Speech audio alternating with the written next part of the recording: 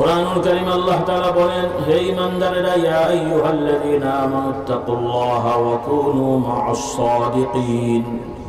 এই আয়াতটা আপনারা বারবার শুনেন, হুজুররাও ওয়াজ করে বলেন, কিন্তু অনেকে বুঝতে পারেন না। আল্লাহ তাআলা বলছেন, হে ঈমানদারেরা, তোমরা আল্লাহকে ভয় করো এবং সত্যবাদী ভালো মানুষদের সঙ্গী হও। কাদের সঙ্গী হও? সত্যবাদী, সৎ সত্যবাদী ভালো মানুষ, এদের সঙ্গে তোমরা যোগাযোগ স্থাপন করো। মানে তাদের সাথে তোমরা যোগাযোগ রেখে তাদের বৈঠকে বসো, তাদের কথা শোনো, তাদের সাথে আচরণ করো। তাহলে কেন করবে? কারণ এটা করলে ভালো হওয়া যায়। কি হওয়া যায়? ভালো পরিবেশে থাকলে মানুষ ভালো হয়। আর খারাপ হওয়ার ইচ্ছা থাকলেও ভালো পরিবেশে থাকলে অনেক খারাপ থেকে বাঁচা যায়। ইন্নাল হামদুলিল্লাহ আলহামদুলিল্লাহ নাহমাদুহু ওয়া নাস্তাঈনুহু ওয়া নাস্তাগফিরুহু ওয়া নু'মিনু বিহি ওয়া নাতাওয়াক্কালু আলাইহি ওয়া না'উযু বিল্লাহি মিন শুরুরি আনফুসিনা ওয়া মিন সাইয়্যাতি আ'মালিনা। من يهده الله فلا مضل له ومن يضلله فلا هادي له وأشهد أن لا إله إلا الله وحده لا شريك له وأشهد أن محمدا عبده ورسوله صلى الله عليه وعلى آله وأصحابه وبارك وسلم. أما بعد فأعوذ بالله من الشيطان الرجيم. بسم الله الرحمن الرحيم. المال والبنون زينة الحياة الدنيا والباقيات الصالحات خير عند ربك ثوابا وخير أملا. আল্লাহ রাব্বুল আলামিনের শানে আমরা শুকরিয়া আদায় পড়ছি আলহামদুলিল্লাহ। আল্লাহ তাআলার শুকরিয়া যে তিনি আমাদেরকে তার নির্ধারিত দ্বীন ধর্ম, যার নাম তিনি দিয়েছেন আল ইসলাম, আমাদেরকে সেই ইসলামের অনুসারী দাবি করার তৌফিক দিয়েছেন। আল্লাহ তাআলার কাছে আমরা দোয়া করছি, ফরিয়াদ করছি, আল্লাহ তাআলা আমাদেরকে প্রকৃত ইসলামের অনুসারী বানিয়ে দেন। আমরা হয়তো চেষ্টা করছি, তারপরও চেষ্টার মধ্যেও ত্রুটি আছে, আবার পালনের মধ্যেও ত্রুটি আছে। কারণ আমরা প্রকৃত মুসলিম হলে, একজন মুসলিম হতে হলে যা হতে হয়, এই রকম গুণ যদি আমাদের বেশিরভাগ মানুষের মধ্যে থাকতো, শতভাগ না হোক বেশিরভাগ মানুষের মধ্যে থাকলেও আমাদের সমাজে যে সমস্যাগুলো চলছে এই সমস্যাগুলো থাকতো না। আমরা মুখে বলছি মুসলমান, বংশীয়ভাবে মুসলমান, কিছু ইসলামের বিধান পালন করেও ইসলামের অনেক বিধান আমরা পালন করছি না। শুধু না, আবার পালন করার কেউ করতে চাইলে বিরোধিতাও করছি। আল্লাহ তাআলা আমাদের সবাইকে হেদায়েত দান করুন। তো আমার ভাই বোনেরা, ভাইয়েরা আছেন, মা বোনরাও আশপাশে শুনছেন, আমাদের প্রতি আপনাদের একটা ভক্তি ভালোবাসা আছে, থাকাটাও স্বাভাবিক। যদিও আমাদের অত যোগ্যতা নেই, আমাদের পূর্বপুরুষদের দিকে তাকিয়ে তাদের কথা শুনে বা তাদেরকে দেখে, তারা দুনিয়ায় বর্তমানে নেই। আল্লাহ তাআলার বিধান অনুযায়ী তারা দুনিয়া থেকে বিদায় নিয়েছেন, মৃত্যুবরণ করেছেন, ইন্তেকাল করেছেন। আমরা আছি, আমাদেরকেও দুনিয়া থেকে যেতে হবে। তো আমাদের পূর্বপুরুষদের ভক্তি ভালোবাসার তাগাদায় আপনারা আমাদেরকে ভক্তি করেন, ভালোবাসেন। বিভিন্ন জায়গায় আসলে আপনারা আসেন, দোয়া চান, তদবির চান, পানি পড়া নেন, এগুলো ভালো, দোষ নেই।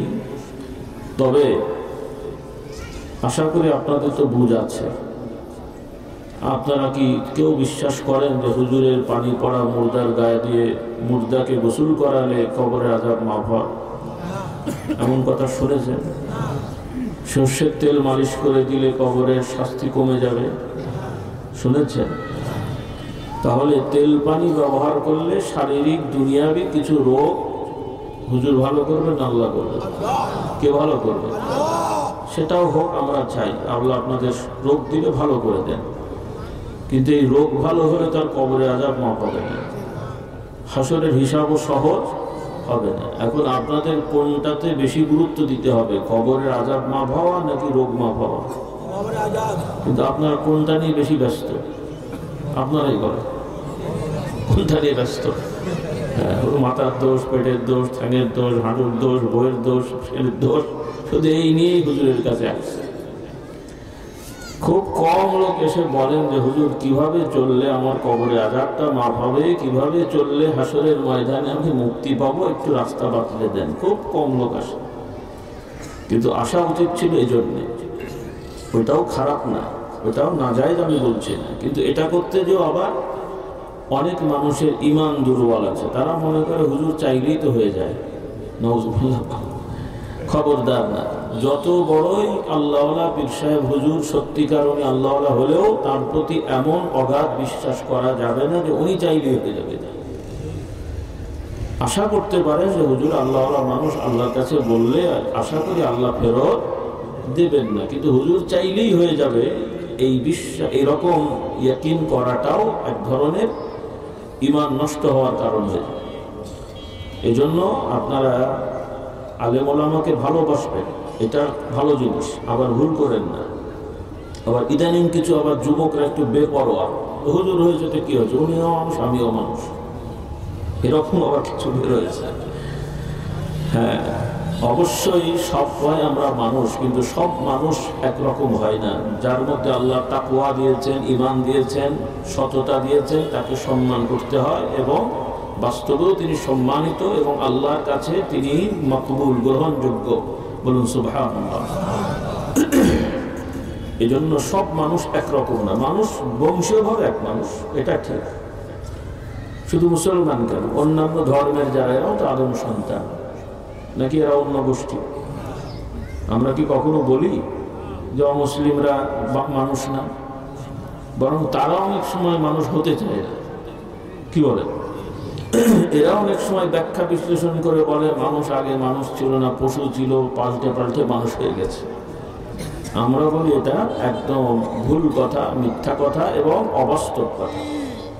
আমার যুবকরা, ছাত্রছাত্রী ভাই বোনেরা যারা আছো, স্কুল কলেজে পড়ছো, তোমরাও একটু ভালো করে শিখে নাও।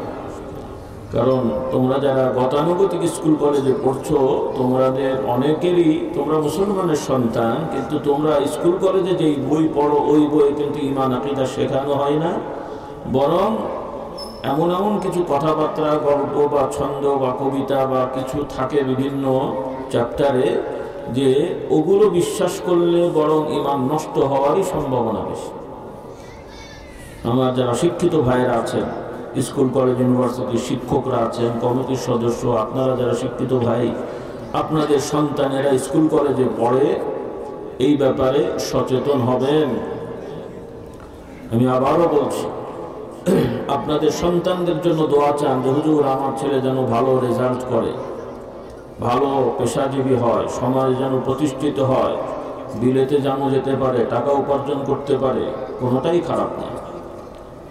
কিন্তু দুনিয়ার সব পর্যায়ে ভালো রেজাল্ট করলো, এসএসসি তো ফার্স্ট ক্লাস পাস, ইন্টারমিডিয়েটও first class pass, degree, honours, master, PhD পর্যন্ত সব ভালো রেজাল্ট করলো, কিন্তু ঈমান পাস করেনি। খুব ভালো হয়েছে তো? ভালো হবে? আল্লাহ না করুক, আমরা আপনাদের খারাপ চাচ্ছি না, তবে এটা খারাপও না। সব মানুষ যে দুনিয়ার বড় বড় কলেজ ইউনিভার্সিটির লেকচারার, প্রফেসর, ডাক্তার, ইঞ্জিনিয়ার হয়ে যাবে তা হয় না। আপনাদের সমাজে কেউ ভ্যান চালায়, রিক্সা চালায়, দোকানদারি করে, এই ফুটপাতে সকালবেলা কিছু সবজি নিয়ে এসে মার্কেটে, বাজারে বস্তা বিছিয়ে বসে বিক্রি করে। তো আপনাদের সন্তান যদি এই ধরনের কাজও করে আর যদি ঈমানদার, পরেজগার, আল্লাহওয়ালা হতে পারে, তাহলে ওই রকম বড় বড় ডিগ্রিওয়ালার তুলনায় এরাই আল্লাহর কাছে সম্মানিত। এই আপনারা অনেকে আছেন বড় বড় ডিগ্রিওয়ালাদের থেকে আল্লাহর দরবারে আপনারা সম্মানিত। ইনশাআল্লাহ মারা গেলে আল্লাহ রহমতের ফেরেশতারা আপনাদেরকে সুসংবাদ দিয়ে কবরে শুইয়ে দেবে। পক্ষান্তরে এই সমস্ত বহু ডিগ্রিওয়ালা বড় বড় দায়িত্বশীলরা আছেন, মরার সাথে সাথে শুরু হয়ে যাবে যা হওয়ার, বাস্তব। কিন্তু তারা মনে করছে আমরা সফল হয়ে গেছি, এই হতে পারলাম সেই হতে পারলাম। আমার ভাই বোনেরা, দুনিয়ার এগুলো লাগবে না আমরা তা বলছি না, দুনিয়ায় এগুলো লাগবে, কেউ না কেউ, যেটা গতানুগতিক বর্তমান নিয়ম আর কি। এগুলো এক এক দেশে এক এক রকম হয়। এখন বাংলাদেশের সিস্টেম অনুযায়ী জনপ্রতিনিধি শুরু হয় ওয়ার্ড থেকে, নাকি ওয়ার্ড, তারপরে ইউনিয়ন, তাই না? ওয়ার্ড, ইউনিয়ন, উপজেলা, জেলা, এরকম তো জনপ্রতিনিধি, মেম্বার, চেয়ারম্যান, তারপরে এমপি, এগুলো হচ্ছে প্রতিনিধিত্ব, যেটাকে বলা হয় জনপ্রতিনিধি। আরেকটা হলো প্রশাসন, থানার ফাঁড়ি থেকে শুরু করে, বক্স থেকে ফাঁড়ি, থানা, এরকম পর্যায়ক্রমে যারা দায়িত্বশীল। পুলিশ ডিপার্টমেন্টের বিভিন্ন বিভাগ আর কি, কিছু বাংলায় বলে, কিছু ইংরেজি বলে, কিছু আবার বাংলা উর্দু আছে, সব মিলিয়ে দারোগা, এসি, ডিসি, এসআই, কত কিছু নাম আছে, আমার মুখস্থ থাকে না, ওগুলো ভুলে যাই। যাই হোক, যেটাই হোক, কোনোটাই খারাপ না। এগুলো বিন্যাস করা হয়েছে, যেমন মাদ্রাসার সাধারণ শিক্ষক, তারপরে সিনিয়র শিক্ষক, তারপরে বিভিন্ন রকমের পদ আছে, মোহতামিম, প্রিন্সিপাল, সুপারিনটেন্ডেন্ট, এই নামগুলো কোরআন হাদিসের নাম, এগুলো একটা বিন্যাস করা হয়েছে। তো মূলত এগুলো হওয়াও দোষ না, এগুলো হওয়া না হলেও কোনো ক্ষতি নেই, কিন্তু কিছু বিষয় লাগবে। সমাজের এই পদগুলো কাউকে না কাউকে যেতে হবে, বা এই দায়িত্বগুলো কাউকে না কাউকে পালন করতে হবে। কিন্তু এগুলোকে কেন্দ্র করে আমরা যদি মনে করি যে এরকম একটা কিছু হতে পারলে আমি কিছু একটা হলাম, না হতে পারলে আমি ব্যর্থ, কাজেই মেরে ধরে মরে যেভাবে হোক দখল করতে হবে, অথবা আমরা কাউকে পছন্দ করি, তাকে যেভাবে হোক মেরে ধরে বসাতে হবে, তো এই ধরনের বিষয়গুলো, এগুলো অন্তত অন্যরা কে কি করে সেটা ভিন্ন, অন্তত মুসলমানদের এটা শোভা পায় না। আমরা তো মুসলমান নাকি? আমরা কি মুসলিম, মুসলমান? আল্লাহ তাআলা আমাদেরকে খাঁটি মুসলমান হওয়ার তৌফিক দেন। ইসলাম শুধু নামাজ শেখায় না, ইসলাম শুধু রোজা শেখায় না, ইসলাম শুধু হজ শেখায় না, সামাজিক, অর্থাৎ একটা মানুষের সর্ব বিষয় যা যা তার দরকার সব জায়গায় আল্লাহর আইন আছে, বলুন সুবহানাল্লাহ। এবং এই আইনটা মানুষের কল্যাণে দেওয়া, বিপদে ফেলার জন্য না। কিসের জন্যে? উপকারের জন্য। আমার বাংলা বুঝতে কষ্ট হচ্ছে না তো? এখন তো আর কষ্ট হওয়ার কথা না। আগে যাই হোক, অনেক সময় একটু বাংলা বললে, সহজ বাংলা, শুদ্ধ বাংলা বললে সাধারণ মানুষ বুঝতো না। এখন যেভাবে ফেসবুক, ইউটিউব সব যেভাবে চলছে, তাতে মোটামুটি গ্রামের অনেকেই এখন ভালো বাংলা বোঝে, আলহামদুলিল্লাহ। তো আমরা তো আর সব এলাকার আঞ্চলিক বুঝিও না, বা বলতে পারি না, বুঝি সবই আলহামদুলিল্লাহ। তো যাই হোক, আমার ভাই বোনেরা, মা বোনেরা, খুব ভালো করে খেয়াল করবেন।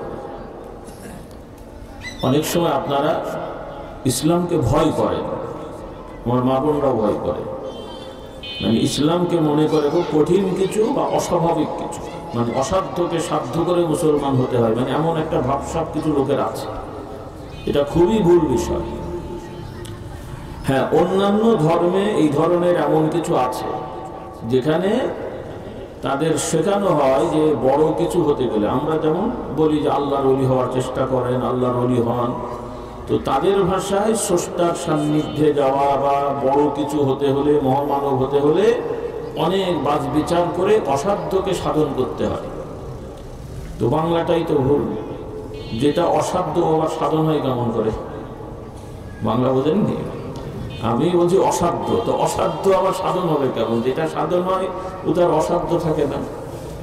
তাহলে তারা বলতে চায় অসাধ্যকে সাধন, তার মানে যেটা স্বাভাবিক মানুষের জন্য সম্ভব না, ওটাকে সম্ভব করতে হবে।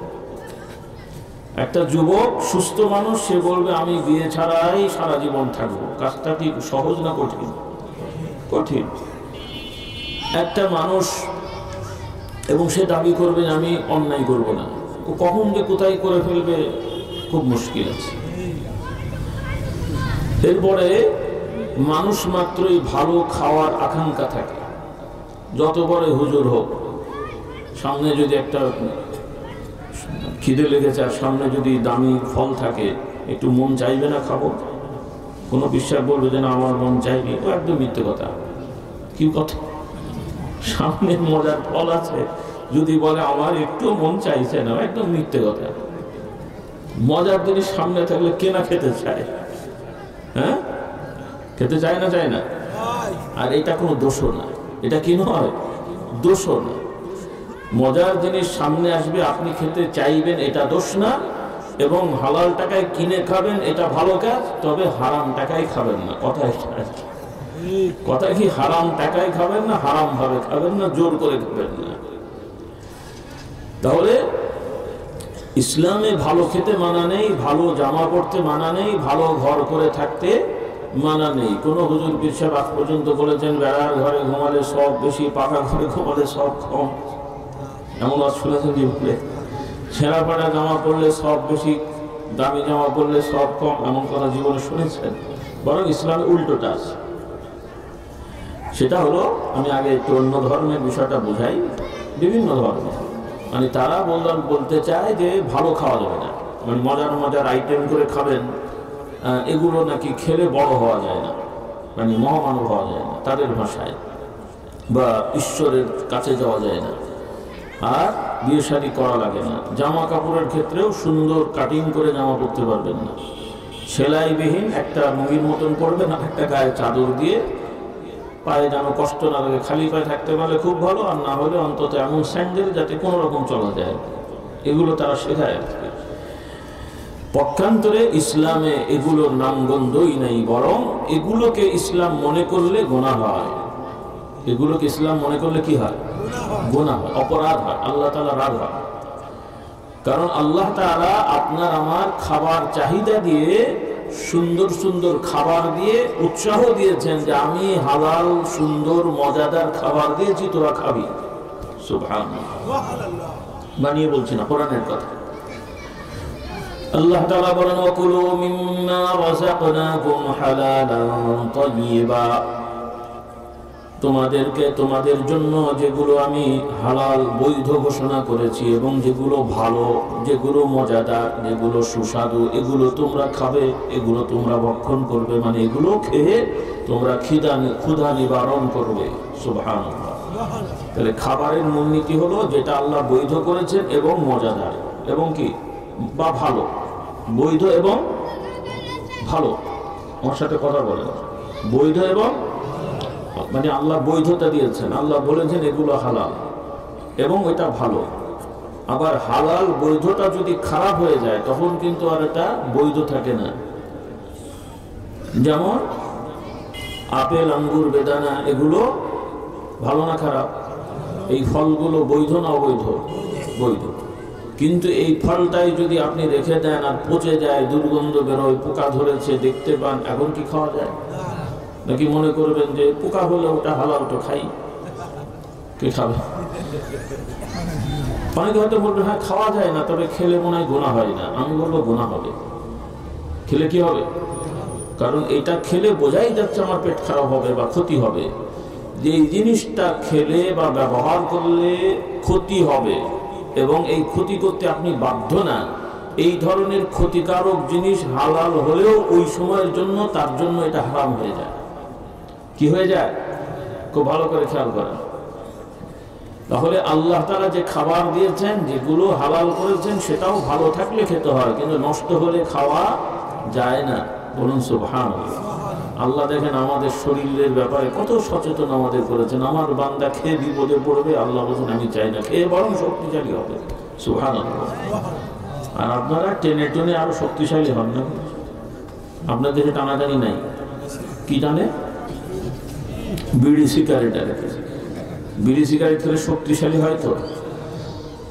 অধিকাংশ বিড়ি সিগারেট যারা খায় তাদের নিজেদের, আর এই সমস্ত এলাকায় এত বিড়ি সিগারেট মানুষ খায়, সব পুরো বাংলাদেশেই খায়, তবে এই আপনাদের অঞ্চলগুলো তুলনামূলক পার্সেন্টেজ বেশি, যেটা আমি খেয়াল করেছি। আল্লাহ এদেরকে হেদায়েত দান করুন। আমি বলে যাই, অনুরোধ করি, যারা চায়ের দোকানদার করো বাবা ভাইরা, আপনারা যারা ব্যবসা বাণিজ্য করেন, আপনারা বিকল্প ব্যবস্থা করেন। যারা বিড়ি সিগারেট খায় তাদেরকে অনুরোধ করবেন বিড়ি সিগারেট যেন না খায়। এবং চায়ের দোকানে যারা বিড়ি সিগারেট রাখেন আপনাদের অনুরোধ করি আপনারা ব্যবসা করেন, চা বিক্রি করেন, কফি বিক্রি করেন, সাথে বিড়ি সিগারেট বিক্রি না করে আপনারা বিভিন্ন রকমের খেজুর রাখেন, ভালো ভালো দামি মানে বিভিন্ন দামের খেজুর আছে, বয়মে রাখেন, একটা প্যাকেজ করে দেন, দুটো খেজুর এত টাকা বা তিনটা খেজুর এত টাকা, 3 রকমের একটা প্যাকেজ করেন যে 1 কাপ চা 3টে খেজুর এত টাকা। তাহলে যারা বিড়ি সিগারেট খায় তাদেরকে পরামর্শ দেন বিড়ি সিগারেট না খেয়ে আপনারা খেজুর আর চা খান, তাহলে শরীরও ভালো থাকবে। এবং যে কারণে বিড়ি সিগারেট সাধারণত মানুষ খাই বলে আমার মনে হয় যে একটু শক্তি মানে এনার্জি হবে, শক্তি তো হয় না, মানে চাঙ্গা হয় শরীরটা আর কি। আমি ওটা খেয়ে দেখি নাই, আপনারা মনে করেন ওরা খেয়ে দেখেছে কিনা, তাদের ভাষ্য অনুযায়ী শরীর থেকে একটু চাঙ্গা হয় আর কি। তো বিড়ি সিগারেট খেয়ে যেই চাঙ্গাটা আপনারা করতে চান ওইটা ওই খেজুর আর কফি বা চা খেলে ওই থেকে বেশি চাঙ্গা হবে ইনশাআল্লাহ। খেয়ে দেখেন, আল্লাহ বরকত দেবেন, মন আল্লাহ বলেন। এবং খাওয়ার সময় একটু বিসমিল্লাহ বলে খাবেন, তবে টাকাটা হালাল হতে হবে। তবে কি চাঁদাবাদি করে এসে বিসমিল্লাহ বলে খেজুর খেলে অনেক খাওয়া হতো নাকি? তাই হবে তো? হ্যাঁ, চাঁদাবাদির টাকা হালাল না হারাম? চাঁদাবাদি হলো জোর করে, যদি এই তোকে দিতে হবে এত টাকা, বাধ্য হয়ে দিয়েছে, নাহলে ভেঙে দেবে, মারধর করবে, এগুলো হারাম, এগুলো আর করতে দেবেন না। রাজি ইনশাল্লাহ? আমার যুবকরা, তোমাদেরই তো এখন বাংলাদেশ, কি বলো? তোমাদের না তোমাদের মাথায় কাঁঠাল ভাঙা হচ্ছে, কোনটা? আজ এটাই। হ্যাঁ, আমার যুবকেরা সাবধান হও যাতে তোমাদের মাথায় কেউ কাঁঠাল না ভাঙতে পারে, আর ভাঙলেও যেন আঠা না লাগাতে পারে। এখন যা চলছে আমার তো ভয় হচ্ছে যে আবার এদের মাথায় কাঁঠাল ভেঙে আঠা না লাগে আবার। তো আমার যুবকদের আল্লাহ হেফাজত করুন। আমার অভিভাবক যারা বাবা মা আছেন, আপনারা আপনাদের সন্তানদের ব্যাপারে সচেতন হবেন, তারা যাতে করে কোনো অন্যায় অপরাধে না জড়ায়। এবং দেশের একটা পরিবর্তন হয়েছে, যেভাবেই হোক, এখন যাই হয়েছে হয়েছে, সেগুলো অন্য বিষয়, সেগুলো নিয়ে আমরা সাত পাশে থাকবো না, কিন্তু ভবিষ্যতে ভালো কিছু হোক। কি বলেন? কি চান তো ইনশাআল্লাহ? কথা ভুলে যাবো আবার বলে যাই, কারণ এগুলো আমাদের দায়িত্ব আছে কিছু বলার, নাকি বলার দায়িত্ব নেই? না, আপনারা চিন্তা করছে আমরা হুজুর আসবেন, পানি পড়া দেবেন, আমরা মারামারি কাটাকাটি যা পারি করি, ও আমাদের ব্যাপার নাকি? তাই তো? তো আপনাদের বলে যাই, সামাজিকভাবে অনেকে অনেক দল করেন, আমরা আপনাদের কোনো দল করি না, কারোর সাথে আমাদের শত্রুতাও নেই, কারো দালালিও নেই, আলহামদুলিল্লাহ বলেন। কি খুশি তো নাকি? আর এখানে আমি দাঁড়াতেও আসি না, এমনি বসে আছি, আর দাঁড়াতে হবে না। কি বলে?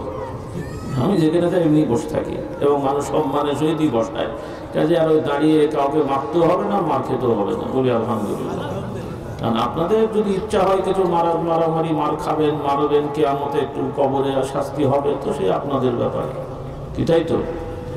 আল্লাহ আমাদের হেদায়েত দান করুন। তো অনুরোধ করব, যে যেই দলের থাকো, আমার যুবকরা যারা আছে, বিভিন্ন সংগঠনের যুবকদের দল আছে, খবরদার খবরদার খবরদার, আল্লাহকে ভয় করো। যে যেই দলই করো, আমি মানা করছি না, কিন্তু ওই দলের কাজ করতে যে তোমার অন্য দলের লোকদের সাথে মারামারি, কাটাকাটি, খুনাখুনি করা যাবে না? যাবে না, করা পছন্দ হয়নি।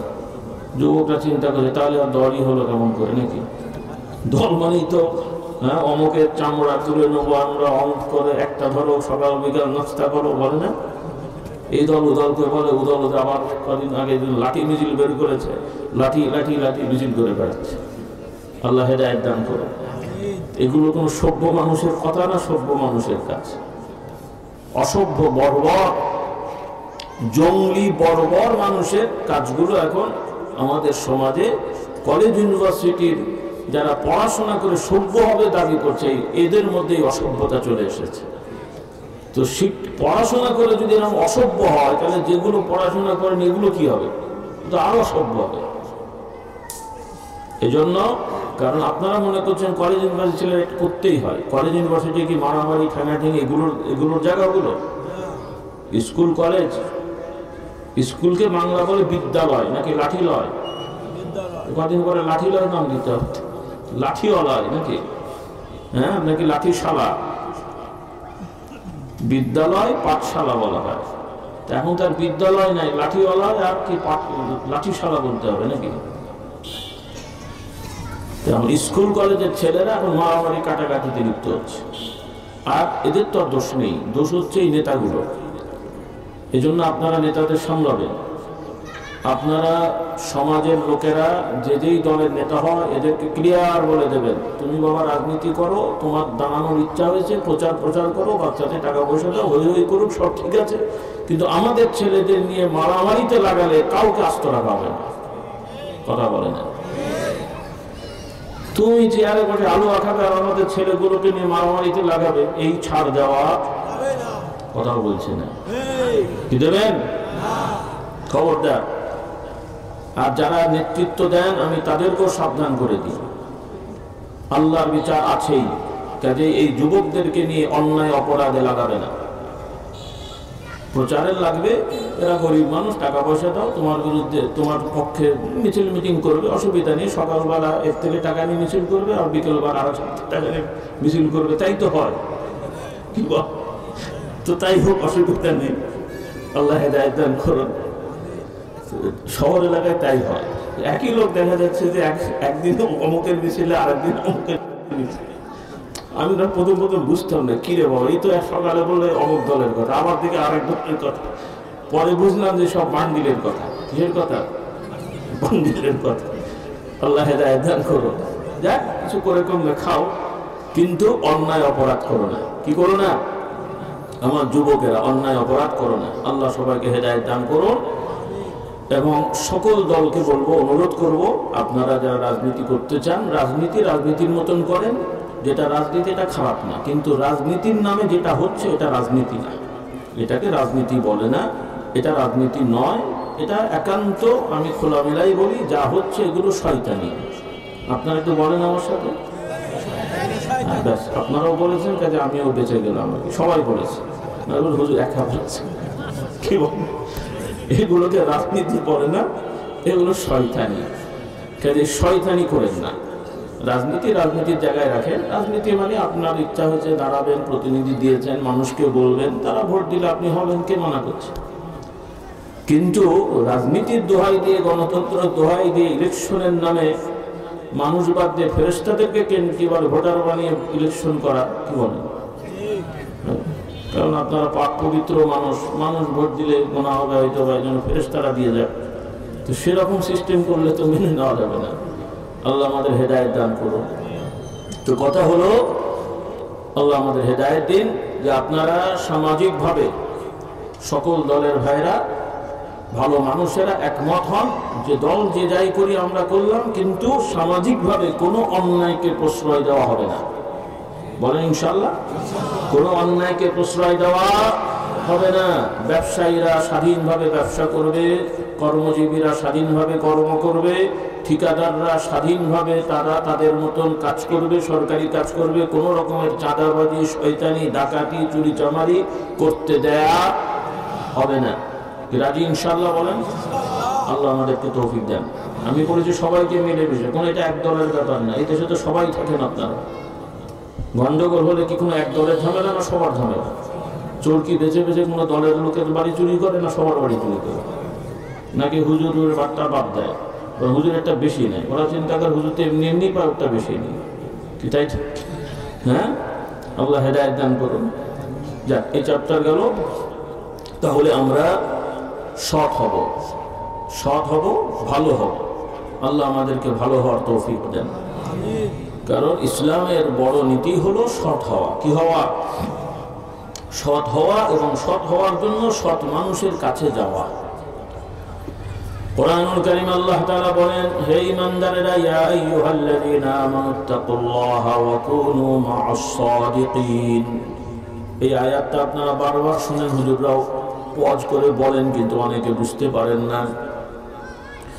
আল্লাহ তাআলা বলছেন, হে ঈমানদারেরা, তোমরা আল্লাহকে ভয় করো এবং সত্যবাদী ভালো মানুষদের সঙ্গী হও। কাদের সঙ্গী হও? সত্যবাদী, সত্যবাদী ভালো মানুষ, এদের সঙ্গে তোমরা যোগাযোগ স্থাপন করো। মানে তাদের সাথে তোমরা যোগাযোগ রেখে তাদের বৈঠকে বসো, তাদের কথা শোনো, তাদের সাথে আচরণ করো। তাহলে কেন করবে? কারণ এটা করলে ভালো হওয়া যায়। কি হওয়া যায়? ভালো পরিবেশে থাকলে মানুষ ভালো হয়। আর খারাপ হওয়ার ইচ্ছা থাকলেও ভালো পরিবেশে থাকলে অনেক খারাপ থেকে বাঁচা যায়। এই জন্য আমরা মুসলিম হতে হলে ভালো হতে হবে, শুধু নামাজি হলে হবে না। কারণ অনেক নামাজিরা ভালো না, অনেক রোজাদাররাও ভালো না, অনেক হাজিও ভালো না।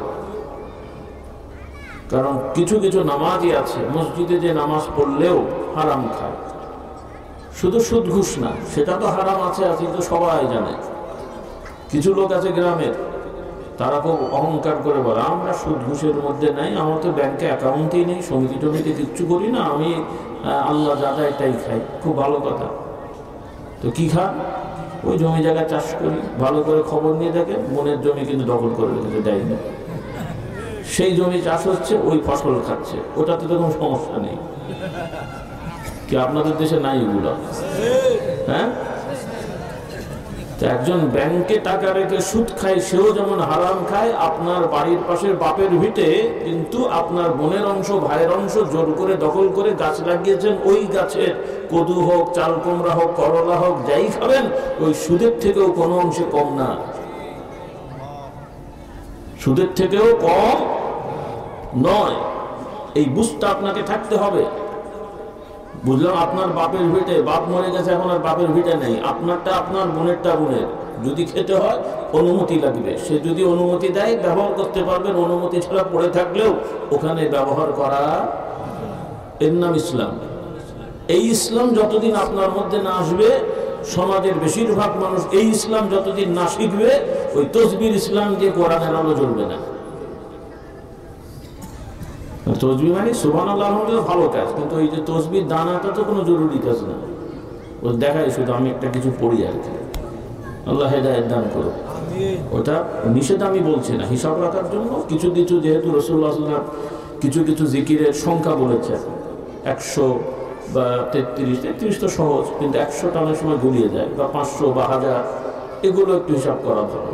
আর বিশেষ করে 500, 1000 এগুলো রাসূলুল্লাহ সাল্লাল্লাহু আলাইহি ওয়াসাল্লামের নির্ধারিত সংখ্যা না, দরুদ শরীফ হোক, জিকির হোক, বরং 100টা মোটামুটি নির্ধারিত। 100-র পরে যার পড়ার ইচ্ছা, অত গুণাগুলির দরকার নেই, করতে থাকে। বলুন সুবহানাল্লাহ। কোন এক বুজুর্গ একজনকে দেখছে গুনছে, বলে এত গুনাহ কি আছে? তুমি ভালো কাজ গুনাহ লাগবে কেন? ভালো কাজ তুমি করতে থাকো, খারাপ কি কোনো ওইটা গুনে দেখো, কটা খারাপ করলাম সারাদিন, কটা খারাপ করেছে ওইটা কোনো। জিকিরের ক্ষেত্রে গুনছো কেন? সময় আছে বলতে থাকো, সময় আছে কি পড়তে থাকো। বলুন সুবহানাল্লাহ। কাজেই অত এগুলো দরকার নেই। হ্যাঁ, যদি কিছু করেন ভালো, একটা প্যাকেজ করলেন যে একটা ইতমিনানের জন্য আমি 100 বার পড়লাম, বা 10 বার, 1000 বার পড়লাম, বা 1 লক্ষ বার, তো লক্ষ টক্ষ তার হিসাবের কিছু না, ওগুলো বেহিসাব করবেন ইনশাআল্লাহ। আল্লাহ আমাকে নিয়ামত দেন বেহিসাব, আমরাও আল্লাহ জিকির করবো বেহিসাব। বলুন সুবহানাল্লাহ। আল্লাহ আমাদেরকে তৌফিক দান করুন। আল্লাহ বলেছেন উযকুরুল্লাহ যিকরান কাসীরা। তবে হ্যাঁ, কিছু কিছু সময় আছে, ওই সময় বেহিসাব করা যায় না, তো এই জন্য আল্লাহ নবী সহজ করে দিয়েছেন, মানে কেউ যেন বঞ্চিত না হয়। বলুন সুবহানাল্লাহ। এই জন্য আমাদের পরে 33 বার সুবহানাল্লাহ আলহামদুলিল্লাহ, আবার 10 বারও আছে, একান্ত সময় কম, তাড়াহুড়ো আছে, 10 বার হোক সুবহানাল্লাহ আলহামদুলিল্লাহ, 10 বার করে হোক আলহামদুলিল্লাহ পড়ে।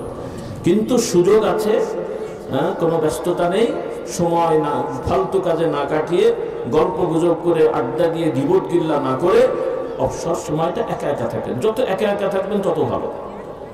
একা একা থাকেন মানে একা একা থেকে শয়তানি করতে না, আবার মানে একা একা থেকে আল্লাহ দিকে মোতাবজ্জ হবেন, তত ভালো। অসামাজিক হবেন না, মেহমান এসছে কথা না বলে একা একা বসে থাকবে, সেটা বলি নেই। অর্থাৎ যখন কোনো প্রয়োজন নেই, কাজ নাই, যত পারেন ওখানে বসলে 3-4 জন আসবে, গিবত হবে, দরকার নেই বাবা যাওয়ার, আমি নিরিবিলি বসে থাকলাম। হ্যাঁ, নিরিবিলি গাছের ভেতরে, বাগানের ভেতরে যে চেয়ার নিয়ে, টুল নিয়ে, পানি নিয়ে বসে থাকেন, অনেক ভালো। এই জন্য অনেক বুজুর্গরা বলতেন যে মানুষকে আমি বাঘের থেকেও বেশি ভয় পাই,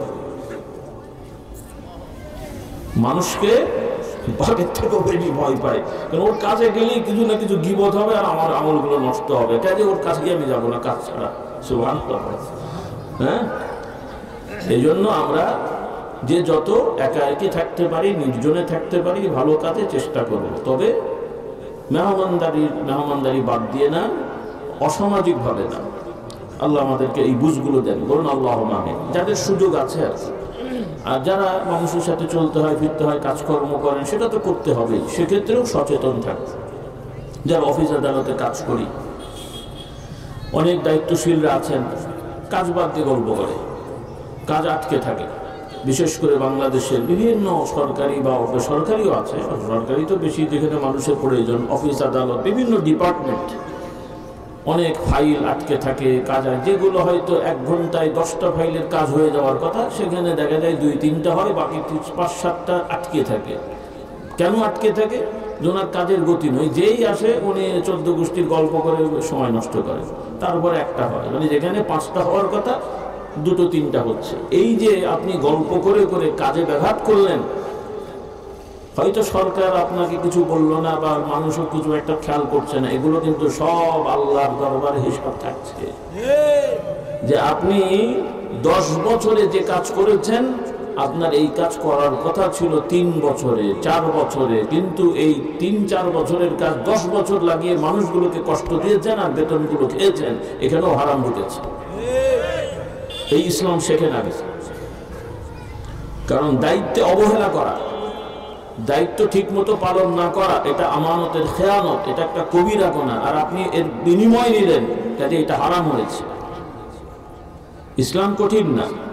আচ্ছা, আমাদের দায়িত্বটা পালন করা কি কঠিন? আপনি তো করছেনই, কিন্তু হেসে খেলে গোলমাল করে কোর্ট কাছারির যে অবস্থা, যে বিচারটা হয়ে যাওয়ার কথা, ওই মানুষকে ঘোরাচ্ছে, শুধু ঘোরাচ্ছে। আমার ভাই বোনেরা, একটু ইসলাম বোঝেন, আখিরাত পরকালকে ভয় করেন, রিজিক কে দান করবেন, খাবার কে দেবেন। যতদিন আপনি উকালতি পাশ করেননি, ব্যারিস্টারি পাশ করেননি, ওই কোর্টে চাকরি নেননি, ততদিন চিন্তা করেন তো আমি এই পাশ করার আগ পর্যন্ত কয়দিন না খেয়েছিলেন। তাহলে এখন উকিল ব্যারিস্টার হওয়ার পরে কর্ম করলেন, এখন আপনি এই মক্কেলকে না ঘুরালে না খেয়ে মরে যাবেন। কিসের জন্য? একটু বেশি ইনকাম করার জন্য। এটা মনে রেখে, ইনকাম একদিকে হবে, কিন্তু আল্লাহর বিচার আছে আর একদিকে সাইজ হবে। একদিকে ইনকাম হবে, আর একদিকে টাকাই সংখ্যা দেখবে লাখ লাখ, ওইদিকে লাখ লাখ আসবে আর লাখ লাখ যাবে, তোমার শান্তি কপালে তো জুড়ে হবে না। আর কিয়ামতের ময়দানে তো ওটা তো আছে।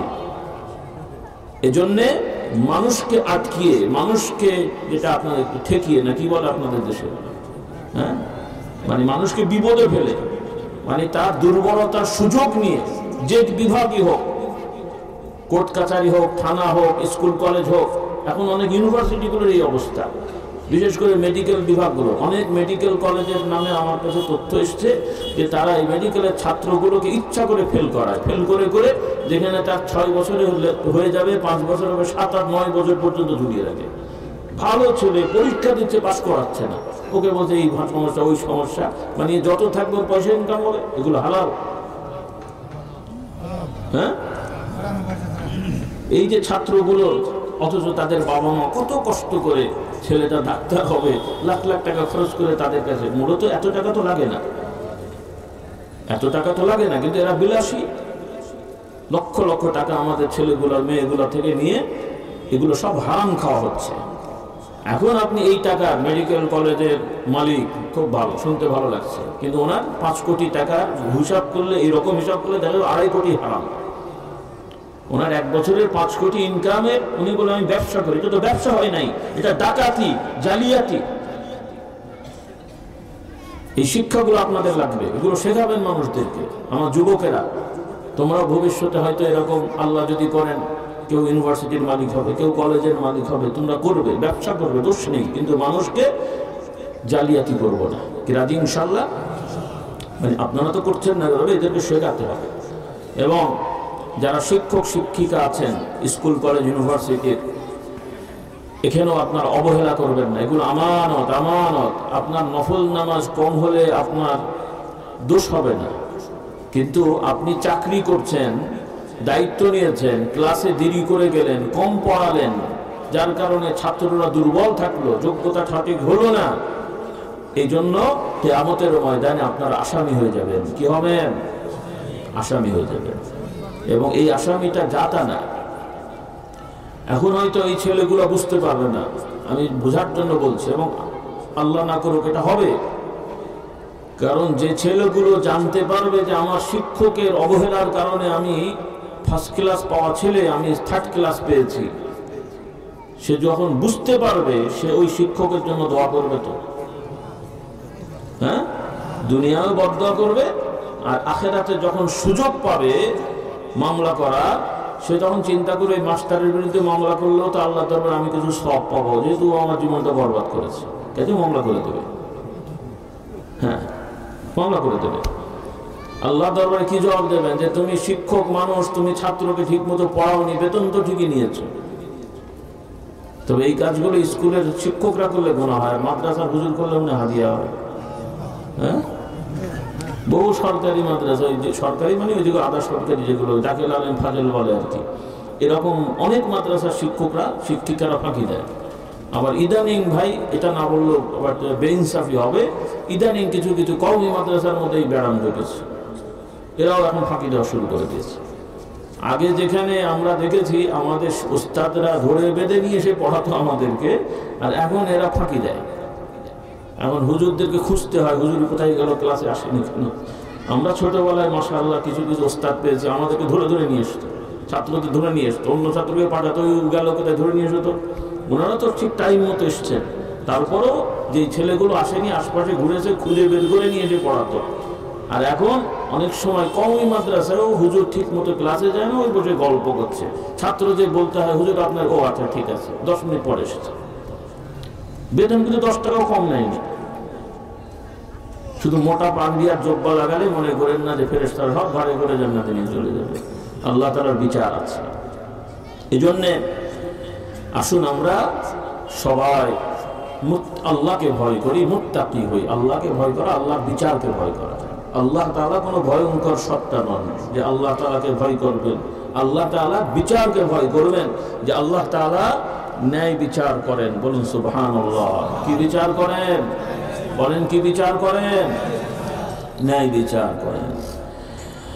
আল্লাহ রাব্বুল আলামিন বলেন, ফামান ইয়ামাল মিসকালা যাররাতিন খায়রান ইয়ারাহু ওয়া মান ইয়ামাল মিসকালা যাররাতিন শাররান ইয়ারাহু। আল্লাহ তাআলা জানিয়ে দেন, কিয়ামতের বর্ণনা দিয়ে বললেন, যখন বিচার হবে আল্লাহ তাআলা দরবারে সব মানুষগুলো একত্রিত করা হবে। যে ভালো কাজ করেছে, খারাপ কাজ করেছে, যে সামান্যতম অনুকণা পরিমাণ সব থেকে সূক্ষ্ম কম ভালো কাজ করে থাকলেও সেটা কিয়ামতের ময়দানে আল্লাহ তাআলা তার নামায়ামলে দেখিয়ে দেবেন। যে সামান্যতম খারাপ কাজ করেছে সেটাও তার নামায়ামলে থাকবে। কাজেই আল্লাহ তাআলার বিচারকে আমার ভাই বোনেরা ভয় করতে হবে। নারী পুরুষ সকলকে বললাম, আমার মা বোনেরা আপনারাও পিছিয়ে থাকবেন না। হয়তো আপনারা অনেকে মনে করছেন আমরা বাড়ির বউ, ঘরের বউ, গৃহস্থী বাড়িতে থাকি, আমাদের আর অত কিছু নাই না।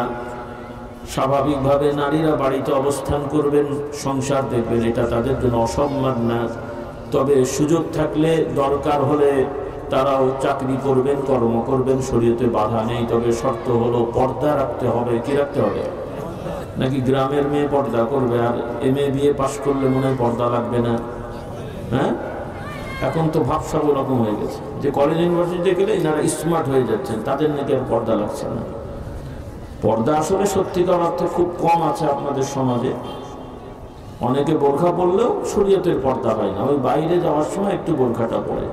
কিন্তু শুধু বাইরে বেরোনোর বোরখা পরা এটা তো ফরজ, এটা তো ঢাকা ঠিক আছে, ঢাকবেন, কিন্তু আরও কিছু নিয়ম আছে। আপনারা আমার মা বোনেরা বইগুলো নেবেন, কারণ এই অল্প সময় তো আর পর্দার এত নিয়ম বলা যায় না, খুব বেশি নিয়ম না। তারপরেও আপনারা বুঝবেন, পুরুষরাও নেবেন। আপনারা মনে করেন না পর্দার বই মানে ছেলে মেয়েদের বই। পর্দার বই কিনে আগে পুরুষরা পড়বেন, কারণ আপনার বউ, আপনার মেয়ে কিভাবে পর্দা করাতে হবে, আপনার পর্দা কি, এটা আপনাকে শিখতে হবে না? আপনারা মনে করেন না পর্দার বই মানে মেয়েদের বই। না না, পুরুষদের পর্দা আছে না নেই? আপনার আত্মীয় বাড়িতে যে ভাবি কেমন আছেন বলে ঘরে যে ঢুকে পড়েন না, আবার দেখছেন উনি তো ওখানে নেই, কোথায় আছেন রান্না করে, যে টুল নিয়ে ওখানে যে বসে পড়েছে, আর জায়গা পায়নি।